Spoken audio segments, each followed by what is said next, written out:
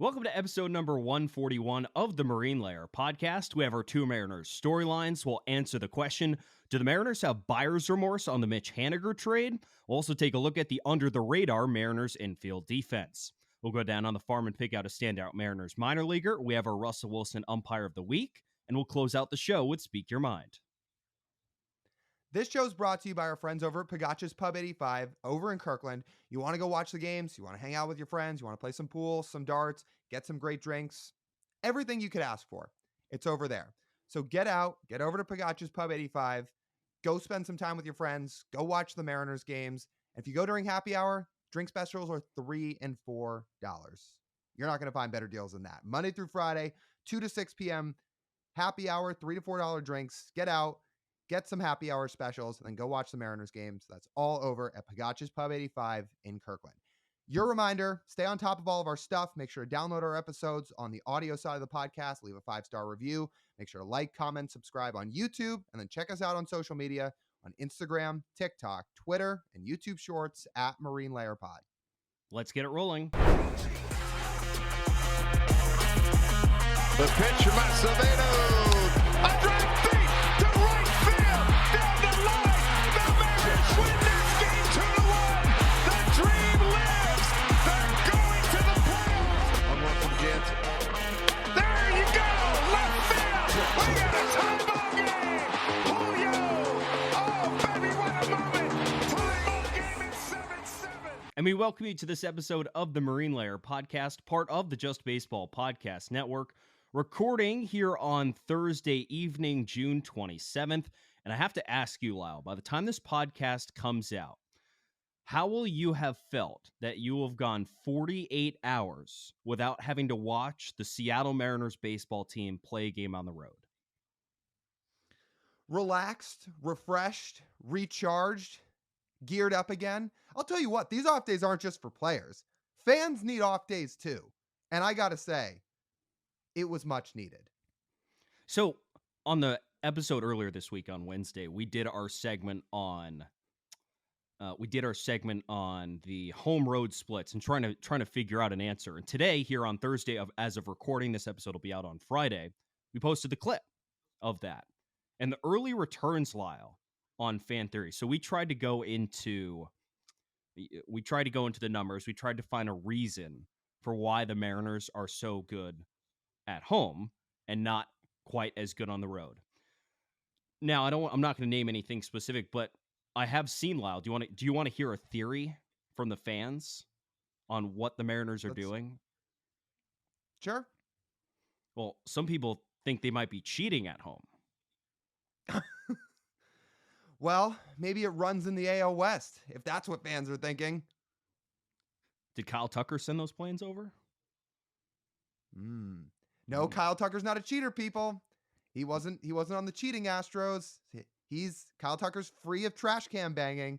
Therefore, when he's in Seattle, there's no ill will. Which, by the way, the other thing we proposed on Wednesday's show, I was talking about what I'd do if the Mariners somehow trade for him.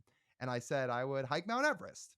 And then we realized, all right, maybe that's a little far-fetched. And then I said Mount Rainier. And then we learn about Mount Rainier that you have to get trained and certified to climb it, and you have to do it in a group. You can't just show up. So that might not work either.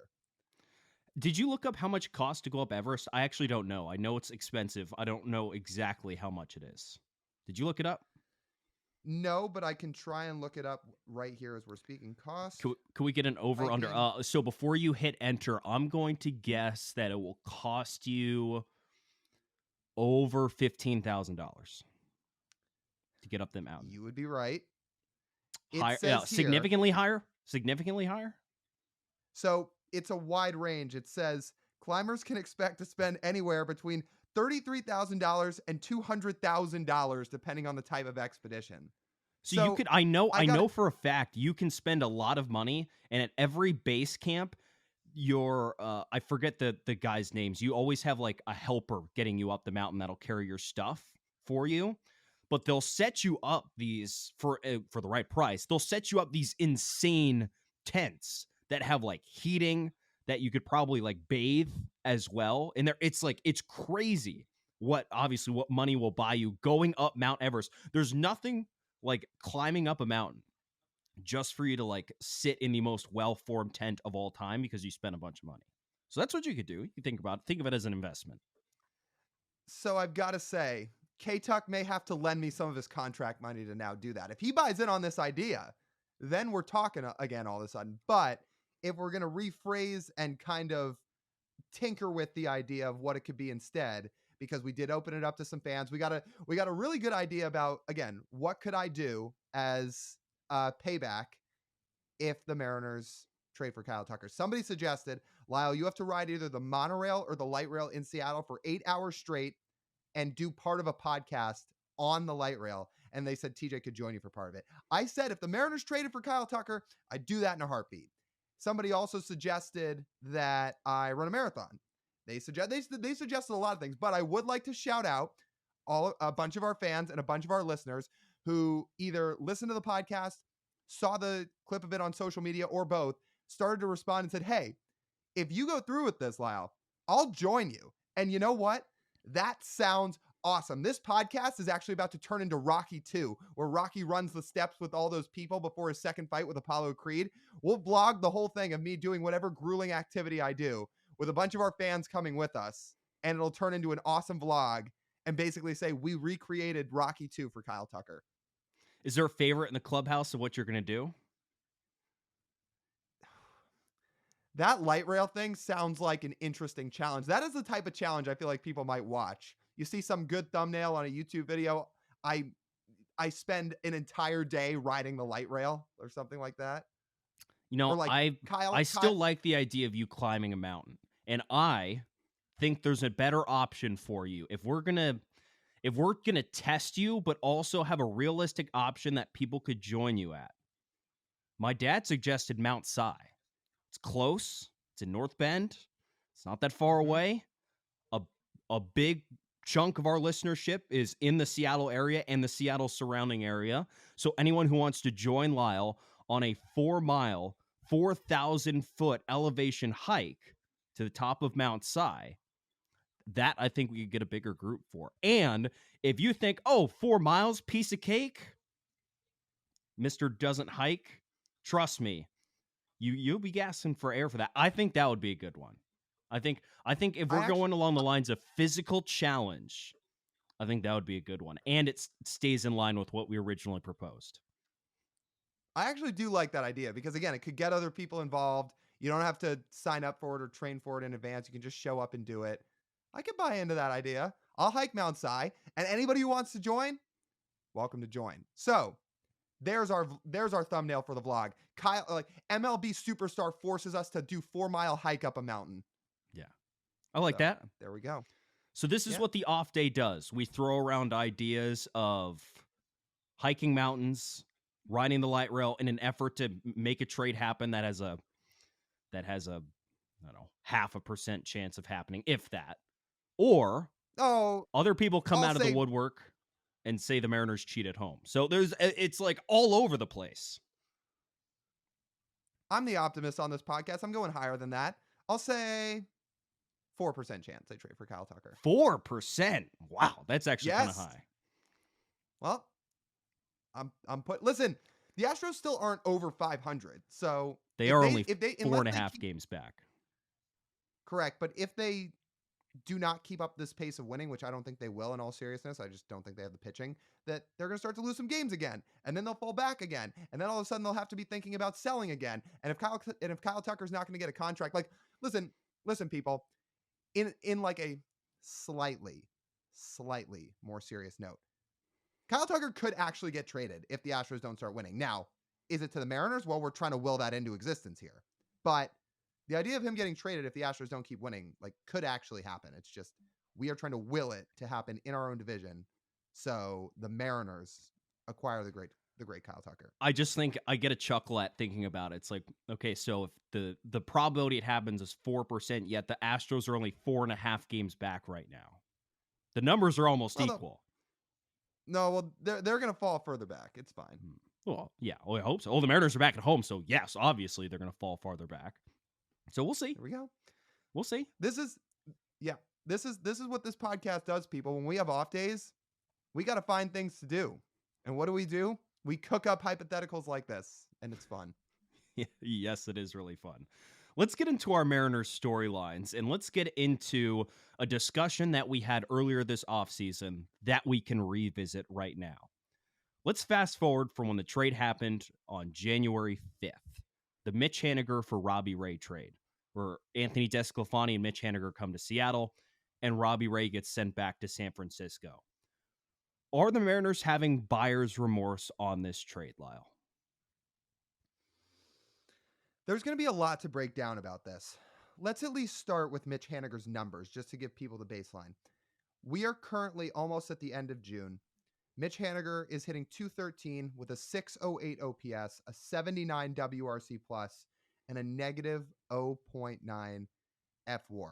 He has, by WAR, been one of the worst qualified players in baseball. This is it's unfortunate because I want to say, I think each of us love Mitch Haniger. The city loves Mitch Haniger. People were fired up when he was traded back here because he's been a fan favorite for a long time.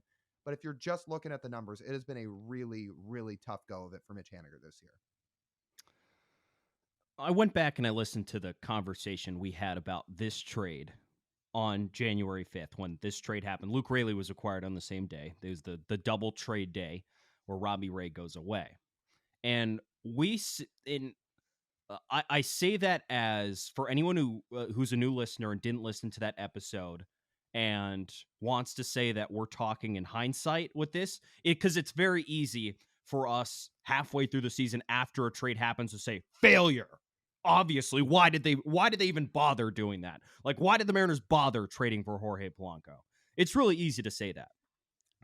But you and I were kind of right in the middle of this trade. I think we got it pretty right on what would what required this trade to be successful and what we had the feeling of when that trade happened.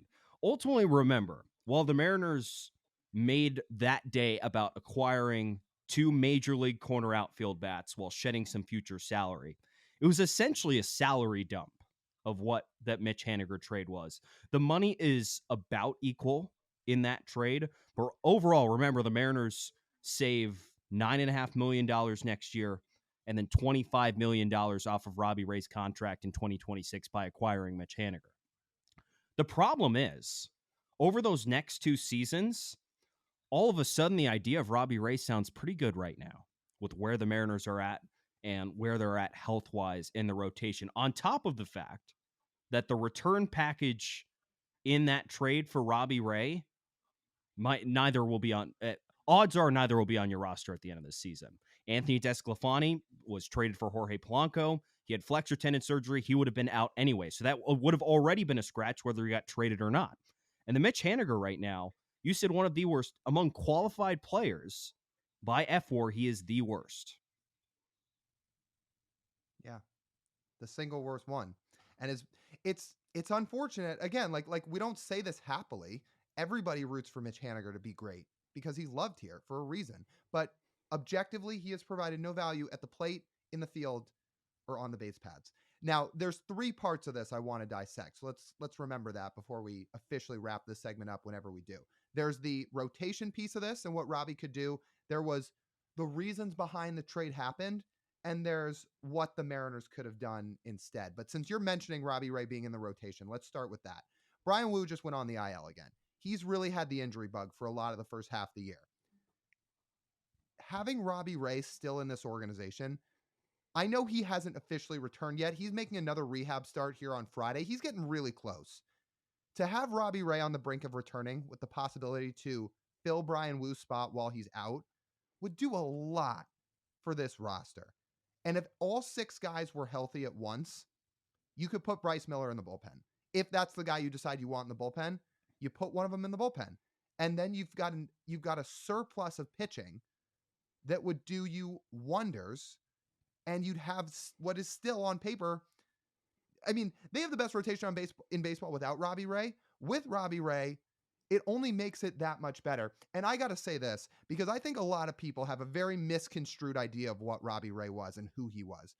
I want to give people a reminder here, because I think a lot of people remember Robbie Ray for one mistake pitch that he made in what was the highest leverage situation possible, and it went by the wayside. It did not go the Mariners' way. We all know that. And if you need us to say it, we're talking about Yordan Alvarez. Robbie Ray in his 2022 season as a whole, because he essentially didn't pitch in 23. He made like 3 innings of 1 start and then he was done. He had the Tommy John. In 2022, Robbie Ray had a bad April. That's facts. His first start in May, he was bad. After that, from May 6th until the end of the year, Robbie Ray had a 3.55 ERA in 2022. He had a 3.38 xFIP. If you want to narrow the lens even just a little bit more, through the end of August, Robbie Ray had a 3.34 ERA from the time of May 6th till the end of August and a 3.10 xFIP. Don't get it twisted, people. I know he had one tough moment, in a moment that was not comfortable or regular for the guy anyway, and pitching out of the bullpen on a whim. This was a very dependable starting pitcher the Mariners had. He might not have been a Cy Young winner. He was a very reliable starting pitcher and a good starting pitcher. So don't get misconstrued about what Robbie Ray was when he was here. We can take the Mitch Haniger part out of this trade for a second. I want people listening, I want people to ask themselves this question when thinking about this trade. For the rest of the season, right now, at this point, knowing Bryan Woo's health, would you rather have Robbie Ray in your rotation or Bryan Woo in the rotation? I mean, the health factor plays. Well, the health factor is going to play into it with both of them because Robbie Ray is still recovering from Tommy John. It will. But I mean, this is a tough question for me to answer because, again, I love watching Bryan Woo pitch, and I know when he's at his best, as we've all seen this year, he's awesome.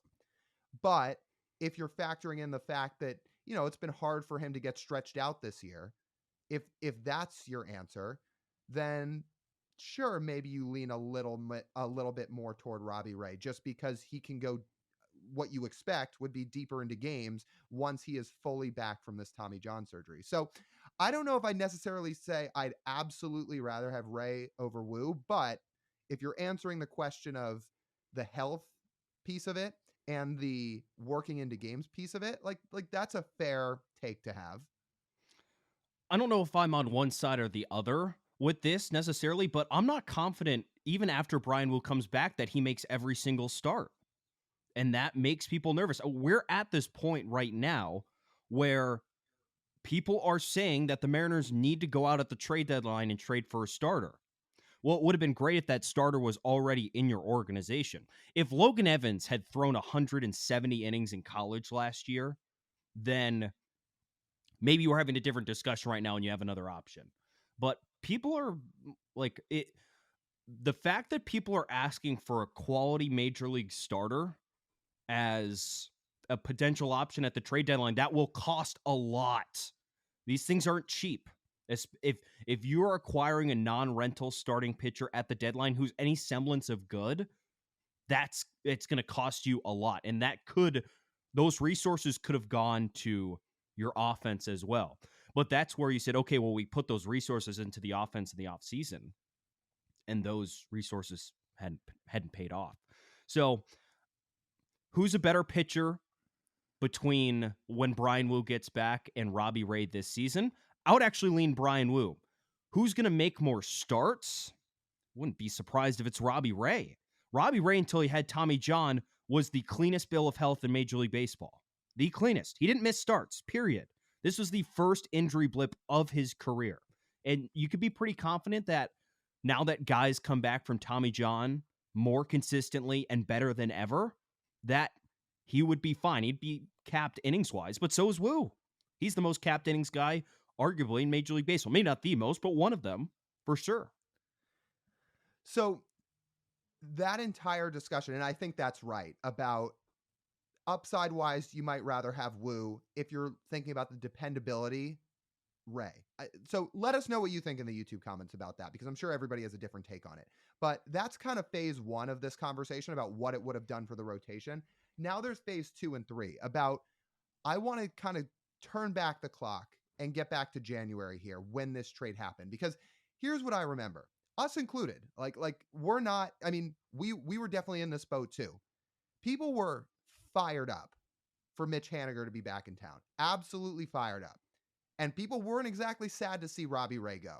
And again, I think a lot of fans out there have a misconstrued perception of him in terms of who he was, because he missed all of 2023, essentially, had a really bad moment to end 2022, but easily forget he was actually a very dependable starter for about 5 months of the year in 22.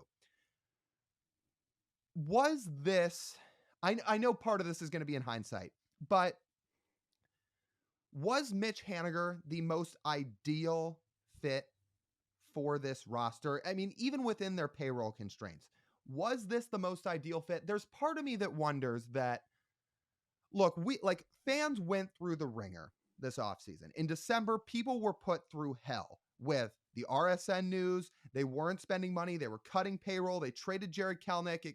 We found out they essentially made no run at Shohei Ohtani. Even if most of you thought he wasn't going to get signed, I think people expected the Mariners were going to at least try and do their best, and it doesn't really seem like they did.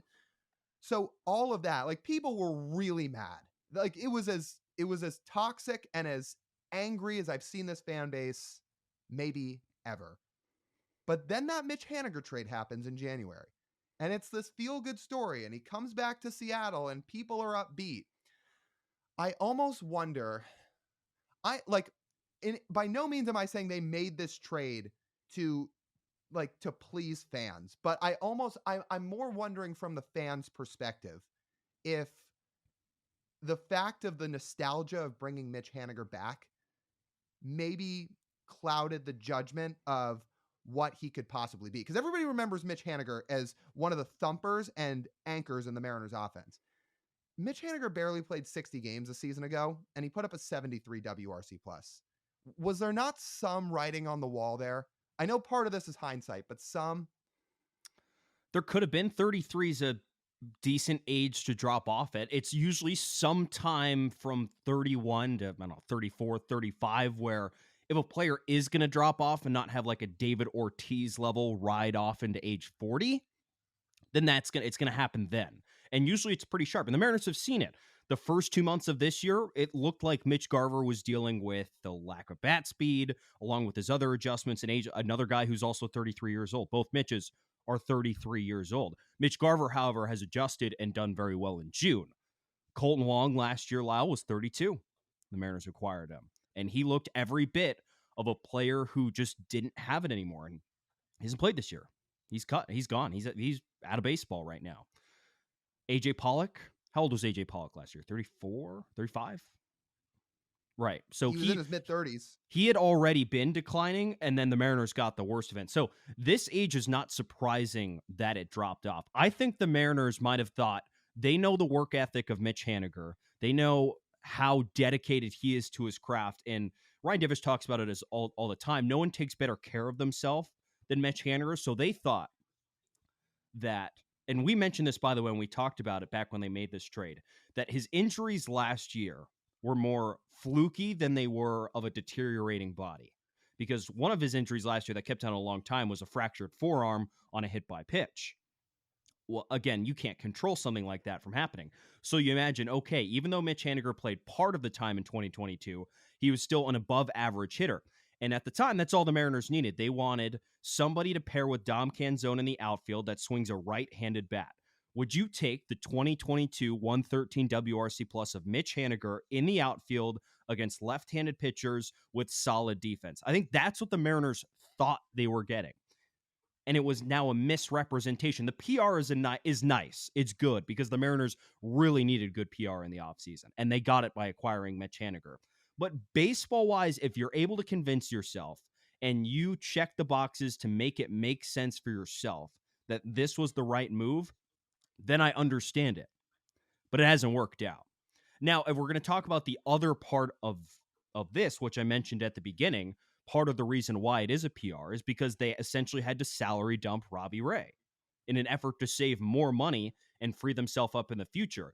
The Mariners, I think at least a tiny inkling, made this trade because they didn't know what their finances would look like in 2025 and 2026 when Robbie Ray was going to be due $25 million, saving the $9.5 million next year, and then the $25 million 2 years from now, knowing that your starting rotation is going to get more expensive, your catcher, Cal Raleigh's going to get more expensive, and that doesn't include adding anyone else outside of the organization, while not knowing what your income source will be.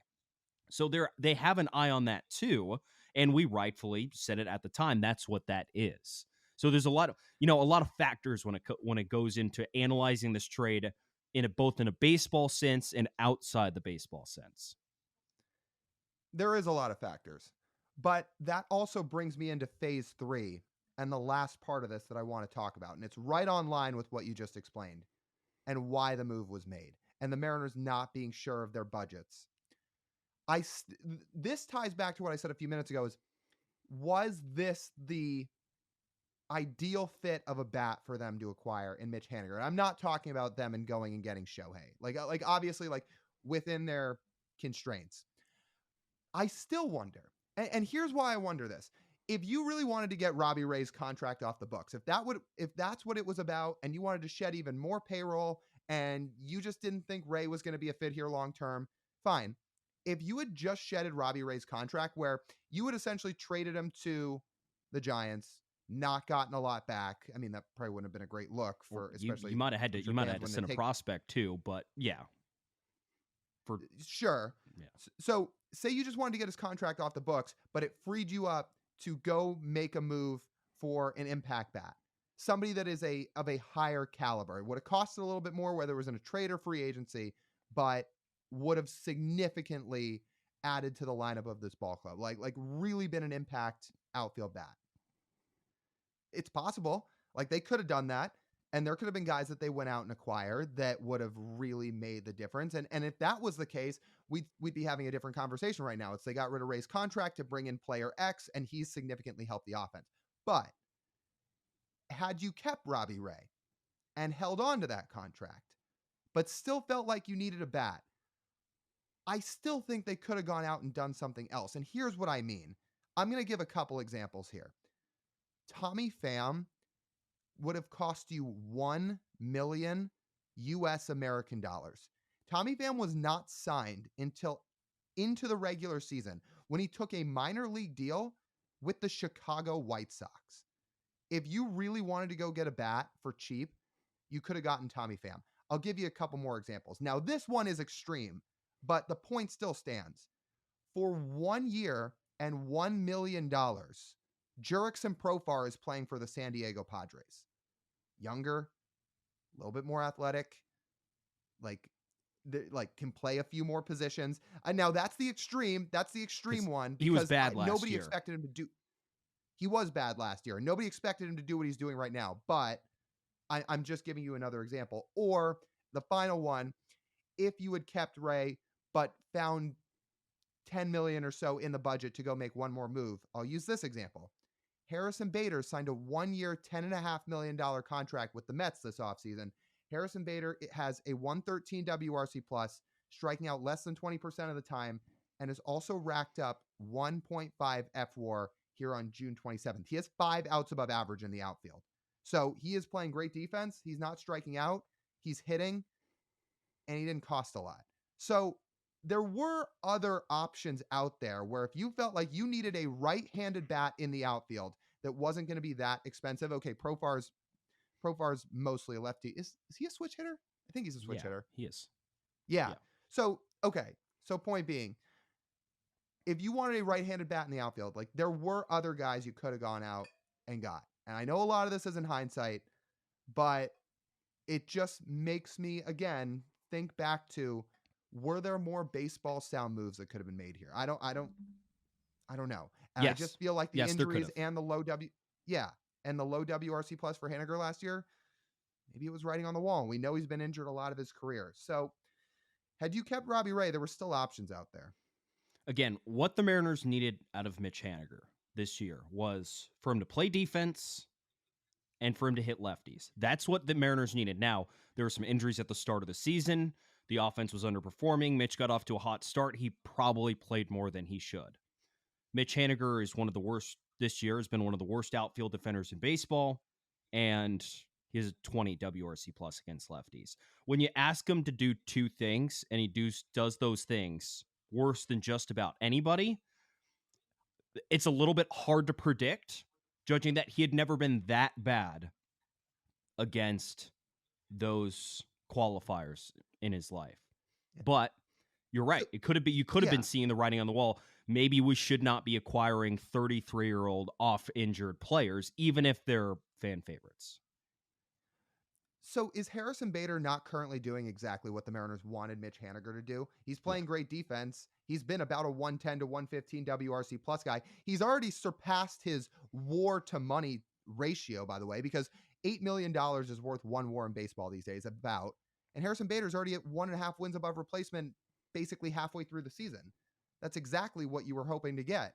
So yes, like, I'm just looking at other options and saying, well, there were other things out there they could have done. Okay, so Harrison Bader's $10 million. If you sign Harrison Bader, is Robbie Ray still on the roster, or are you dumping Robbie Ray in this still? Because then they might not be able to acquire Jorge Polanco, which to some people would say, okay. Well, but what if you still get DeSclafani's contract off the books? Because that helped a lot.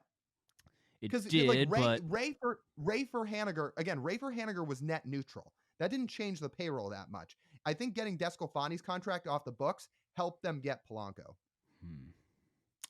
Yeah. No, yeah, you're right. So, yeah, they technically could have. But it's still, in that sense, then there would have been no Jorge Polanco. If Ray stays on the roster and they sign Harrison Bader, there would be no Polanco. Now, I think you and I still think Polanco's going to turn it around, right? But there are people out there that would think that and say, well, the Mariners would actually be better today if they did that, because they would have more starting pitching stability down the stretch, and they would have a productive outfielder right now. So that, to each their own on that, but that's one way to go around it. You could still make a trade with somebody else to try and cash neutral Robbie Ray's deal. I would imagine there was more than one team interested in Robbie Ray being available. I mean, his no trade clause was only over for 5 days before they traded him, where all 29 other teams could have traded for Robbie Ray if they wanted to, because he had a no trade clause the first 2 years of that deal. And then once January 1st of 2024 hit, he could go anywhere. Therefore, any team willing to take on that money could have traded for him. And I will also say, I still think there is a world where the Mariners could have signed Harrison Bader and still traded for Jorge Polanco. Because if I had to guess, Anthony DeSclafani was not the premier reason the Twins were trading away Jorge Polanco. No, I think the Twins wanted Justin Topa and Gabby Gonzalez. I bet you there still would have been some way to work that out. And they wanted to get money off the books. Yeah, they did. But I don't think keeping Ray, signing Harrison Bader would have totally canceled the idea of trading for Jorge Polanco. But again, this is all in hindsight. It's just our perspective. But I think every Mariners fan is feeling right now that they wish there was a little bit more production out there in that outfield from that spot. So then how do you avoid making this mistake again? Maybe it's like what you said. If guys have this long of an injury history, maybe you can't trade for them. Maybe the mid-30s thing's unfair because not everybody falls off in their mid-30s. Like you said, Mitch Garver's now turned it around, but they have had more misses than hits with mid-30s trades or signings with guys between, Colton Wong, AJ Pollock, now Mitch Haniger.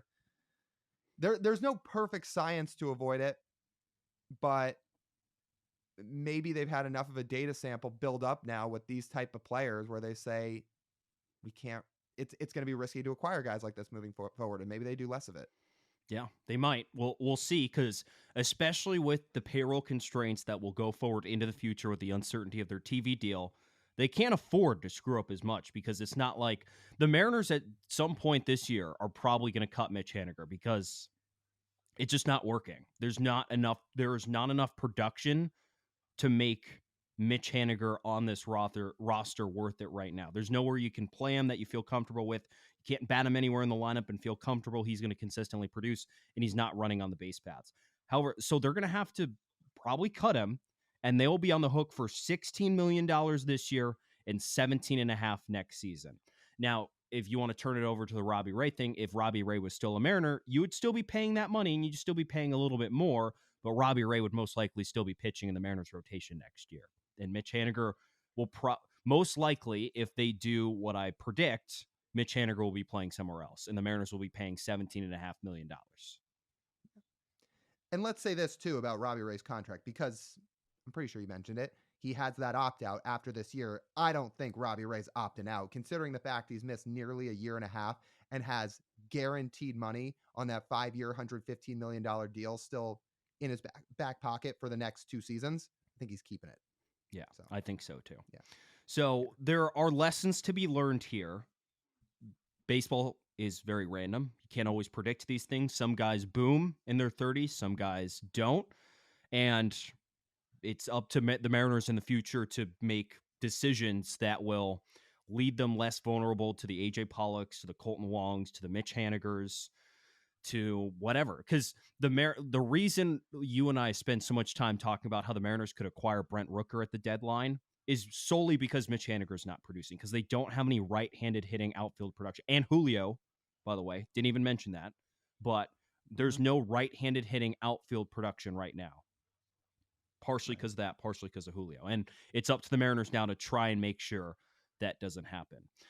Our next storyline is a bit more of a positive note, but before we get to that storyline, let's hear a word from Game Time. Summer is here, guys, and that means it's time to get out to T-Mobile Park and watch the M's. Want to get out to the Pen, grab a drink, and watch the game with your friends? Let Game Time help you get there with killer last-minute deals, all-in prices, views from your seat, and their lowest price guarantee. Game Time takes the guesswork out of buying MLB tickets. The Twins come into town today as this episode comes out. You can find tickets to all 3 games for under $37 each. It's a great upcoming homestand, guys. The Orioles and Blue Jays will also be in town next week. 4th of July is next week as well. Sounds like a perfect time to get out to the park. Get a panoramic view of your seat and toggle the all-in pricing feature so you know how much you're paying and what the view is before you buy. Your purchase is covered with the most flexible customer service policy in the ticketing industry. Take the guesswork out of buying MLB tickets with Game Time. Download the Game Time app, create an account, and use code JUSTBASEBALL for $20 off your first purchase. Terms apply. Again, create an account and redeem code JUSTBASEBALL, JUSTBASEBALL, for $20 off. Download the Game Time app today. Last minute tickets, lowest price, guaranteed. Okay, our next storyline. On a positive note, the Mariners, at the beginning of the season, we tabbed them as a bad defensive team. They've taken quite a rebound, and I got to give a lot of credit to that rebound, Lyle, to the left side of this infield, which has been remarkably good defensively this year. Remarkably good. Shout out Perry Hill, shout out Josh Rojas and JP Crawford, everybody involved. It's made a big difference. I'll start with Rojas because I don't know if people realize just how good Rojas' defense has been. Let's quantify it here. Josh Rojas, sitting here on June the 27th when we're recording this, has 8 outs above average. That ranks in the 98th percentile of baseball. Who saw that coming this year? Nobody. I don't think anybody saw that coming. He ranks tied for 10th in baseball in outs above average, all of baseball. 6th in the American League, and among all third basemen, he is first. Remarkable stuff. And if you're wondering where Gino is, he only has 2 outs above average right now. Yeah. So I think it's worked out. Maybe this Perry Hill guy knows what he's doing.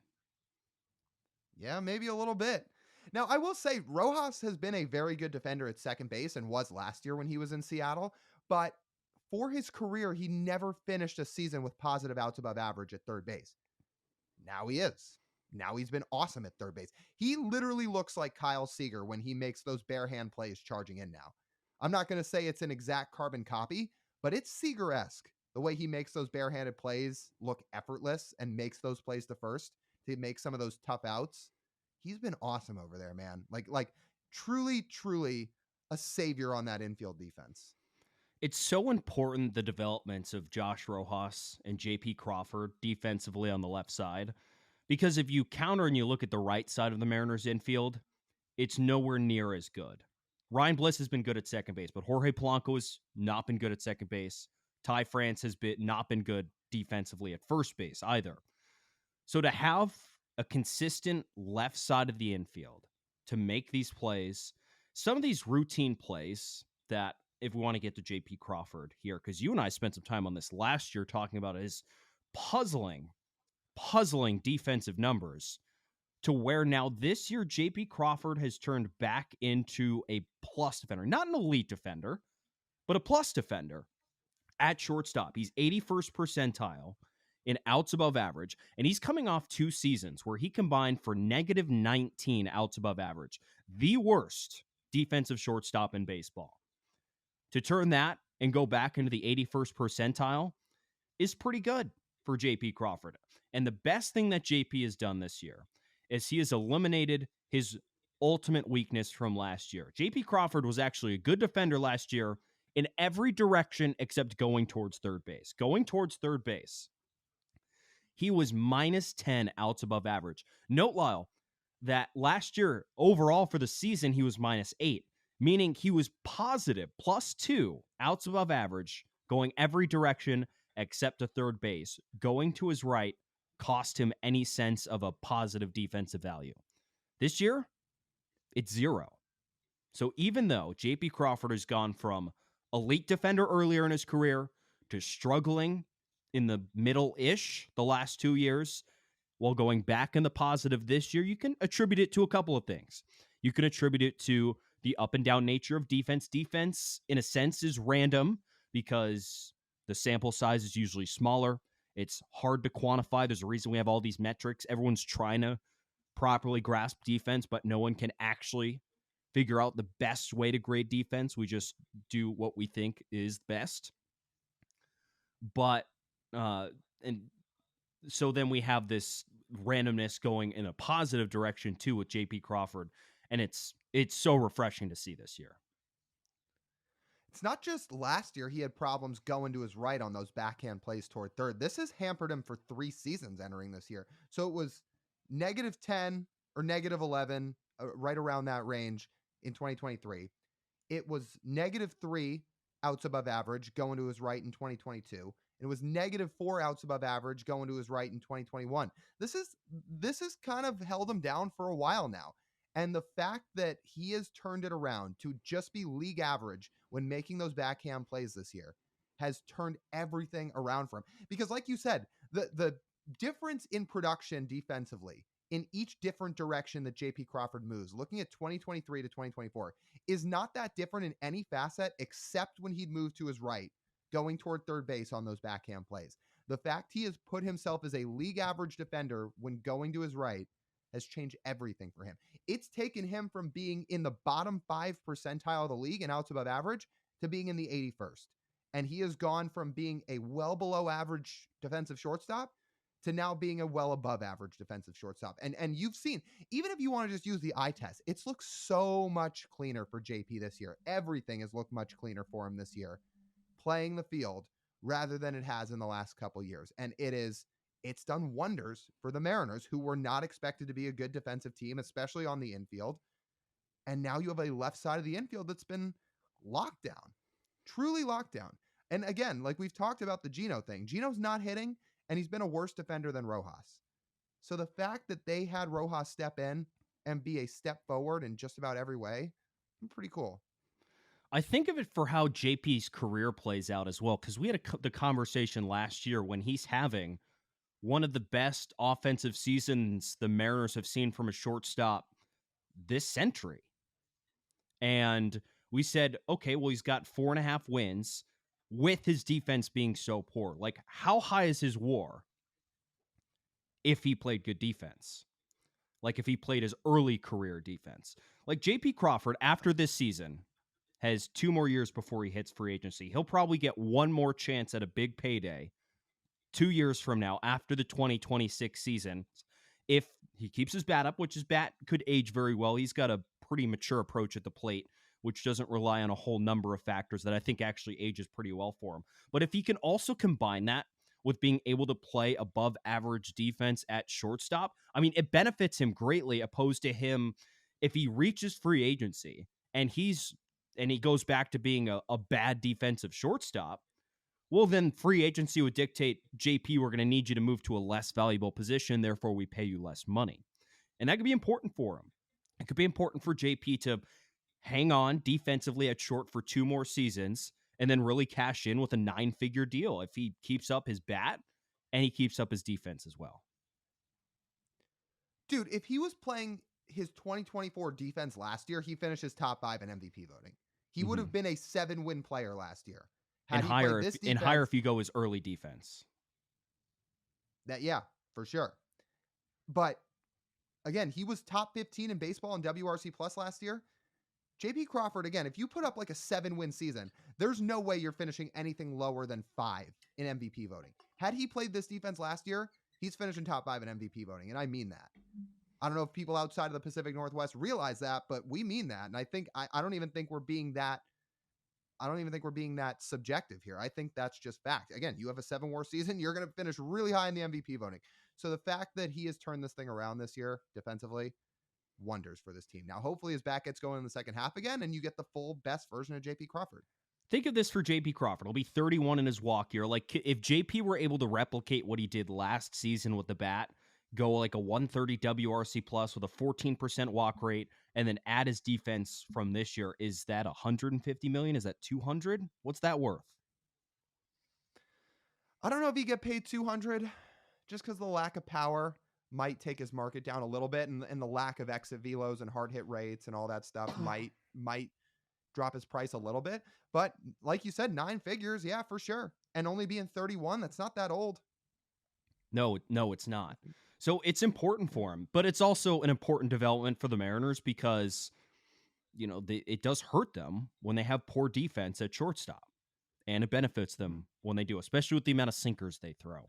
They need a sure-handed shortstop, and he's been that. And I want to give a shout out to the whole team as well. We're highlighting the left side of the infield, but we proclaimed, man, this is going to be a tough defensive team to watch.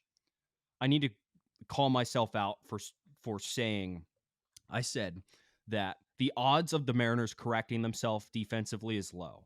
That what you see is what you get. And what we saw earlier in the season was a pretty bad defensive team. They're essentially league average now. -1 outs above average as a team. Nowhere near the worst defensive team in baseball. And I got a hat tip to them because I said they weren't going to be good defensively, and they've been fine. They've been good enough to be a playoff team. They've been good enough to not essentially mess things up because their defense is so bad.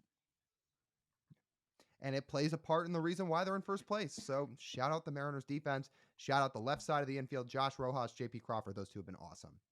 So from the major leagues to the minor leagues, let's head down on the farm here. And TJ, I think there's only one guy we can start with because he was all over the news this week for the performance he had. Yeah, Hogan Windish had not been having a great stint in Arkansas here in 2024. As of right now, this is after he clobbered 4 home runs on Tuesday, a 227, 347, 396 slash line. He entered Tuesday's game, Lyle, with just 3 home runs in Arkansas. He hit 4 that day. Is it safe to say he just figured it out? 30 home run season incoming? Or I'm sorry, 30 home run second half incoming, I should say. Yeah, people are saying, but that's awesome. I mean, you think about it, at the major league level, there's been less 4 home run games than perfect games. It's a rare achievement, and really, really cool. He sprayed the ball out, too, all around the yard. It was a pretty awesome day at the park for Hogan Windish, so shout out to him. That will probably be the best performance of any Mariners minor leaguer this season. So hat tip to him. That was pretty awesome. I'll go a step further than that. That's going to be the best performance of any minor league hitter this season. Who else is topping a 4 home run game?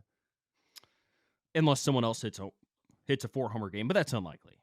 So you're right. Unlikely. Yeah. So shout out Hogan Windish, but shout out some other Mariners guys in the farm system too, because there were some promotions this week. It felt like there hadn't been a ton of them so far this year. We got some, and there's some exciting ones. I'll start with the guys that went from high A to double A. Victor Labrada goes up to double A Arkansas from Everett. He'd spent a long time in Everett, but man, he had himself a great year, or a great first half with the Aqua Sox this year. Had a 945 OPS, 169 WRC plus. He heads to Arkansas. Brock Rodden heads to Arkansas, who was a shortstop from Wichita State. The Mariners took him in last year's draft. He was hitting 302, 897 OPS, 9 homers, 158 WRC plus in Everett. He goes up to Arkansas too. So shout out to the two of them. And then the big guns who go from Modesto to Everett. This is mostly what everybody's talking about, which is Michael Arroyo goes from Modesto to Everett. Another guy who's had an awesome year and has flown under the radar just from how good that Modesto roster is. 11 homers, 904 OPS, 144 WRC plus, and 60 games with the Nuts this year.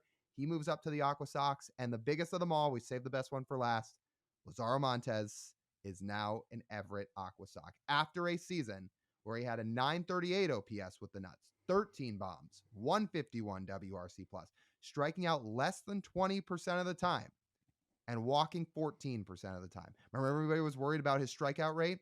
Not anymore.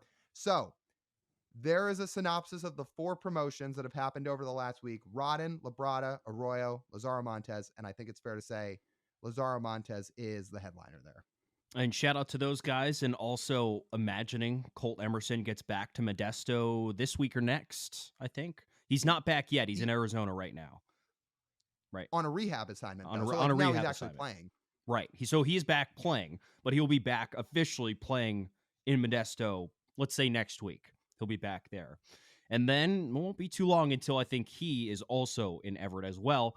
And that clears the way for Felony and Celestin to get to Modesto, because he's almost certainly earned a promotion, but they're not going to give his spot. They're not going to put Colt in his spot. They're going to just let Colt move up first and then bring Felony up. And I think when Colt moves up, a lot of people are going to be flocking out to Everett. It's really a shame, obviously, that Johnny Farmelo's season's done, which is, terrible, not just for him, but just for Mariners fans too. And he was, mostly for him. He was having such a great year, and you hate to see an injury like that, like an ACL. But to see Colt Emerson, Lazaro Montes, Michael Arroyo, all those guys on the same roster in Everett, I think that's going to draw some people out to the ballpark. And I think Everett's going to be a pretty hot attraction this summer. So that'll be pretty cool, assuming Emerson gets to Everett this year. I agree. So let's get to our Russell Wilson Umpire of the Week. Speaking of people that draw people to the ballpark, Lyle, every single week, umpires themselves bring people out to the park. They fill the stands, 45,000 plus, just to see the man calling balls and strikes behind the plate. We have a first of its kind this season, Lyle. Do you know that? I do. So because as we like to say, we both prepare for this show. So I know what you're about to say, but tell the listeners. So this week, the A's and Angels had a game with John Bacon behind the plate. Now, what did John Bacon do? Well, he had the lowest correct call rate of the season at 83.6%. In fact, that is the lowest correct call percentage in 2 years. So I want to give it up for John Bacon, this week's Russell Wilson Umpire of the Week, with a historic all-decade performance behind the plate. Woo! As Joe Sheehan told us on a recent episode when we talked to him about MLB umpires, what he said reigns true right here.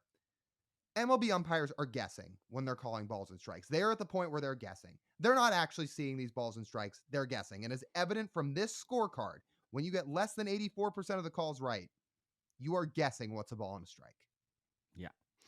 Not a great day for Mr. Bacon. I will say, give shout out for his name.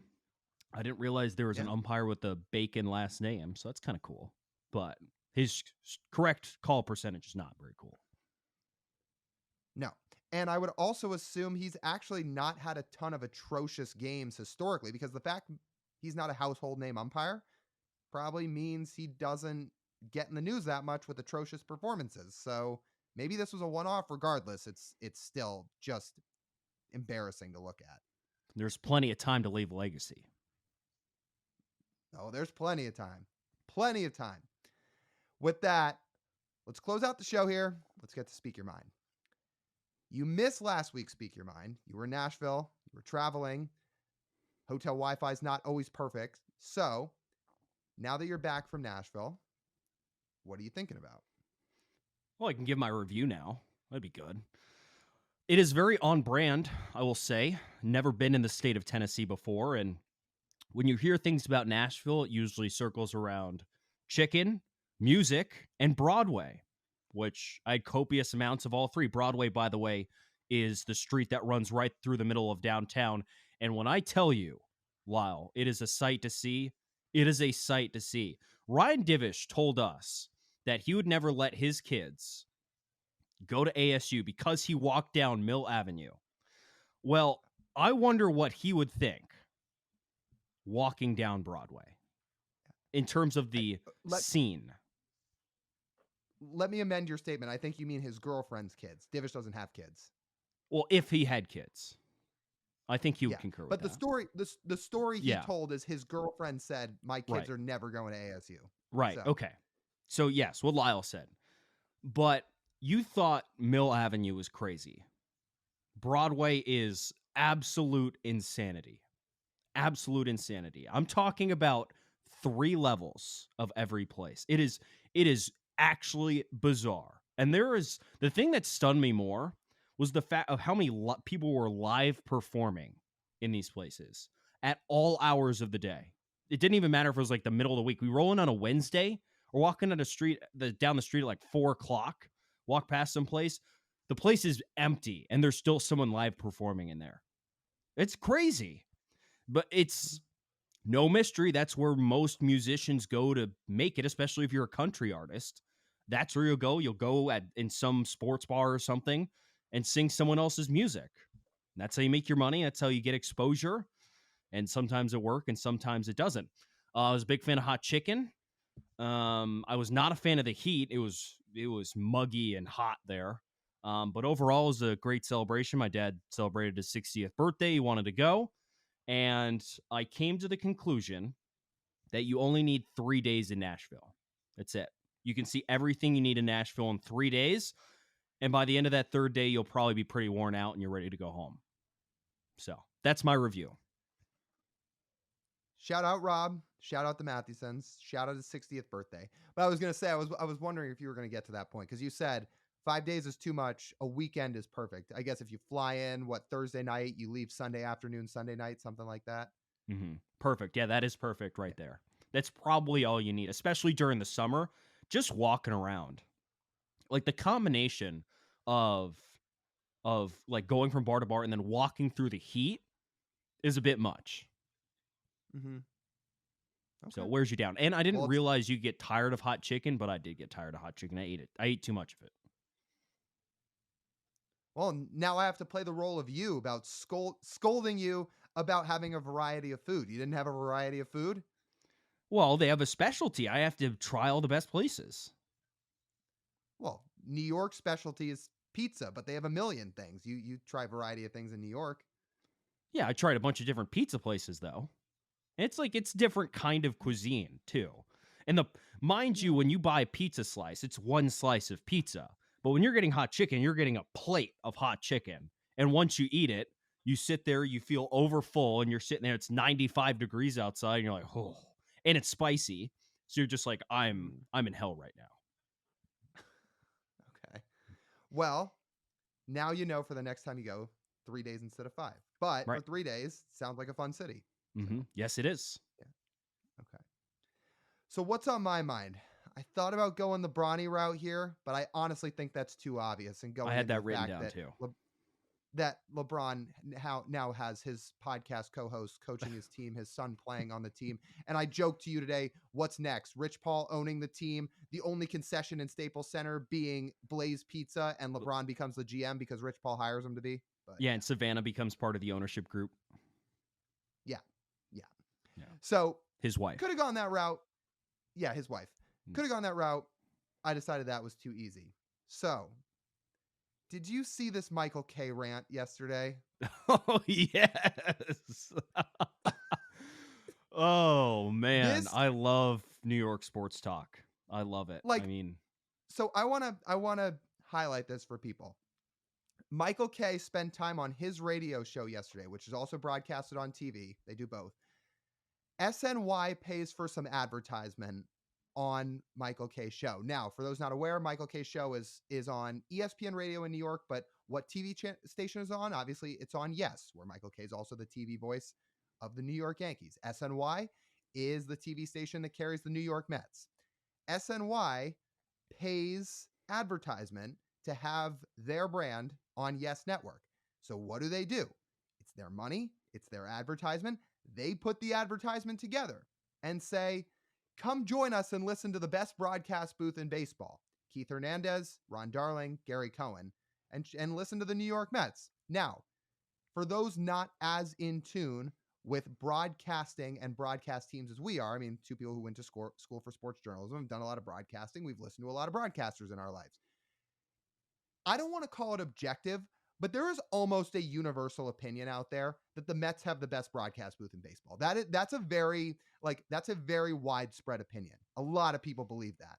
Well, apparently not Michael Kay, because he spent 5 minutes on his radio show yesterday saying, listen, I might get in trouble with some advertisers here, but why are they advertising on my show and talking about he's going on about talking about how they're the best broadcast booth in baseball.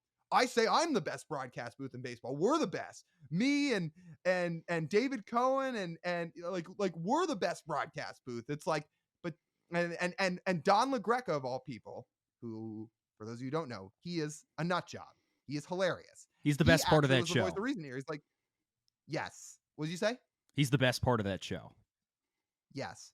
He was actually the voice of reason here. He says to Michael Kay, it's like, but don't you think they should believe they're the best? He's like, yes, they should. And we should believe we're the best. But for that reason, why are they playing their advertisements on our show saying they're the best? Like, dude, how big is your ego that you cannot listen to another person run their own advertisement how they want it to be advertised? Like it's already almost universally known that like the Mets probably have the best broadcast booth in baseball. And yet you are wasting time complaining about it and probably losing ad dollars for your show, spending 5 minutes about it on your show. So I have a comparison to this, actually. So thinking about it, two similar people. So Colin Cowherd, I believe, owns some bars, right? He owns some like bar and grills. I think he owns a couple of them. I know he has his own beer. I don't know if he actually owns a restaurant. I think he owns a restaurant. I'm pretty sure he does. He's pretty spread out with that. But Colin hosts on Fox Sports Radio, aka iHeartMedia, and he's on Fox Sports 1. So if McDonald's advertises on his program and says, yeah, we have the best burger in the country, does Colin Cowherd say, listen, guys, I might get in trouble for this, but I have a problem with McDonald's saying they have the best burger in America. I think I have the best burger in America. It's a similar thing, right? Yes, it is. And I will say shout out to Gary Cohen, Ron Darling, and Keith Hernandez, because they took a subtle jab back at the Yes guys later that day on air. So shout out to them. What and did they this say? Just goes to show. I'll have to go back and listen to the clip. It was a very subtle jab, but people picked up on what they were doing. We've said this before, I'll say it again. New York sports radio and New York sports media is just nothing like anything else. You would never, ever, ever see anybody in the Mariners broadcast booth do anything remotely close to this. And guess what? The Mariners broadcast booth is also one of the best broadcast booths in baseball. They're phenomenal. They're all great at what they do. And guess what? Internally, I'm sure they all know that. Rick, Gary, Dave, Goldie, Blowers, Shannon, all of them. I'm sure they all know that. You would never, like, could you picture the voice of the Mariners, Rick Riz, hopping on a radio show and saying, I have a problem with another broadcast team saying they're better than us? Never in a million years would Rick Riz, who's like one of the nicest people ever, say something like that. Like, nobody on the Mariners broadcast team would ever do something like that. Only in New York do you see things that are this petty and this ego-driven. Do you think they pre-planned that to talk about that? I don't think so. I think so. A lot of what sports radio is you pre-plan engaging topics, and something like that is very engaging. You could get a ton of people to chime in on which booth they think is better. It's an easy discussion to have. But if it's something that's planned, you could literally go to SNY and say, listen to me. You guys can do what you want. And thank you for all this. I whisper, I don't actually have a problem with what you guys do, but I want to do it for the sake of radio. Can I do it? And SNY says yes. And Yes Network says yes. And ESPN New York says yes. And they decide to do it. And they actually all made it up. made up this drama? Because if he went off the cuff, well then yeah, he might actually get in trouble for it. Maybe he might not, because these things fly all the time. I mean, Michael Kay could sit on his show and say Aaron Boone should be fired and the Yankees wouldn't care. Even though he's the voice of the Yankees hosting a show on the Yankees' own network. It wouldn't matter. Like, that is the level of invincibility of like takes you have on those stations. It's insane. Meanwhile, if someone in Seattle did the same thing, wouldn't be good.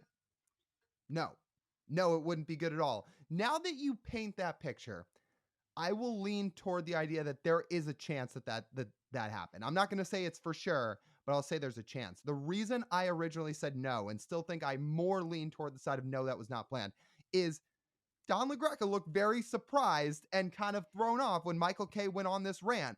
And he kind of sounded like, he wasn't in his usual Don LaGreca, like fired up, like take mode. He was very soft-spoken and kind of trying to diffuse the situation. He's saying, but Michael, don't you think that those Mets guys should believe that they're the best broadcast team? Shouldn't all broadcast teams believe that? Like, he sounded like he was actually trying to diffuse the situation. Now, maybe that was planned, but that's what has me believing that Michael Kay just went off the rip and said, you know what? I've got something on my mind. I have a Speak Your Mind segment here for the Michael Kay show, and I need to get it off my chest. How did it take this long to come up? How did this take? So if SNY is advertising on Michael Kay's show, this had to have been happening for months, because this hadn't have been the first time SNY aired a commercial like that. No, I have no other answer for this other than welcome to New York sports media. There is no other place in the country like it. Honestly, even though Boston's pretty crazy, nothing compares to New York. It's like you said, the Yankees own the Yes Network. Michael Kay show's on the Yes Network. He's the voice of the Yankees. And that show will rip the Yankees apart all the time, and nothing happens. No. There were Yankees post-game shows on Yes after playoff games in the past where they've lost, and the desk will just rip the Yankees apart. And that's just how it goes. Yeah. It's crazy. It doesn't happen up here. It is a different culture. No, it doesn't happen most places, but yes, it is a different culture. So that was my Speak Your Mind. If you didn't hear about that story, you haven't seen the video, it's all over Twitter. I'm sure it's on YouTube. You can go find it. So if you're interested, go check it out. But that'll just about wrap up this edition of the Marine Layer podcast. You guys know the drill. You want to listen to the full form podcast, you can do so wherever you get your audio pods. Make sure to download, make sure to leave a 5-star review, leave a written review. It all really does help us out. If you're watching on YouTube, make sure to hit that subscribe button, leave a like, leave a comment, turn the notification bells on. And then on social media, you can follow us on Instagram, TikTok, Twitter, and YouTube Shorts at Marine Layer Pod. That's TJ. I'm Lyle. As always, we thank you guys for tuning in. We'll talk to you soon.